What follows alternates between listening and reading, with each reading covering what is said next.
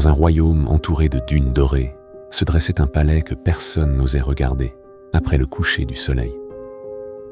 On l'appelait le palais des murmures.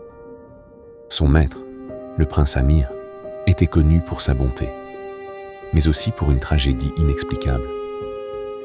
Il s'était marié 6 fois, et 6 fois, ses épouses étaient mortes.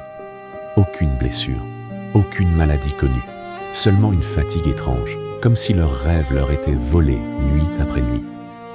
Le peuple commença à murmurer. Les familles nobles cachèrent leurs filles. Les musiciens refusèrent de jouer au palais. Même les serviteurs évitaient certains couloirs après la tombée de la nuit. Car une rumeur persistait. Quelque chose vivait dans le palais avant même la naissance du prince. Des années plus tôt, le palais avait été construit sur les ruines d'un ancien sanctuaire oublié, dédié à un esprit protecteur. Mais lors de la construction, les fondations sacrées furent brisées et le sanctuaire enseveli. Depuis ce jour, disait-on, le palais respirait la nuit. Un jour, une jeune femme nommée Leila accepta pourtant d'épouser le prince, non par ambition, mais par compassion. Elle voyait dans ses yeux une solitude plus profonde que la peur. Les premières nuits furent paisibles. Puis, elle entendit le murmure, un chant lointain, venant des murs eux-mêmes. Chaque nuit, le son devenait plus proche. Les lampes vacillaient. Les ombres semblaient se mouvoir seules. Et Leila comprit le palais ne tuait pas par elle. Il réclamait ce qui lui avait été volé. Guidée par les murmures, elle découvrit une porte scellée sous le palais, cachée sous des tapis anciens. Derrière, un sanctuaire brisé.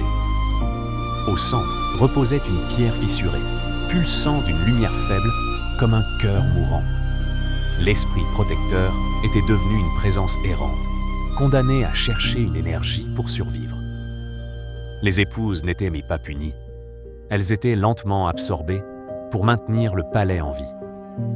Leila posa alors sa main sur la pierre. Elle murmura une prière oubliée. Le palais trembla. Le chant devint un cri. Puis un silence.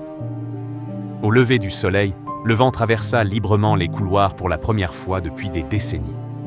La malédiction était brisée, mais Leila ne se réveilla jamais. On dit que son sacrifice rendit enfin la paix à l'esprit ancien.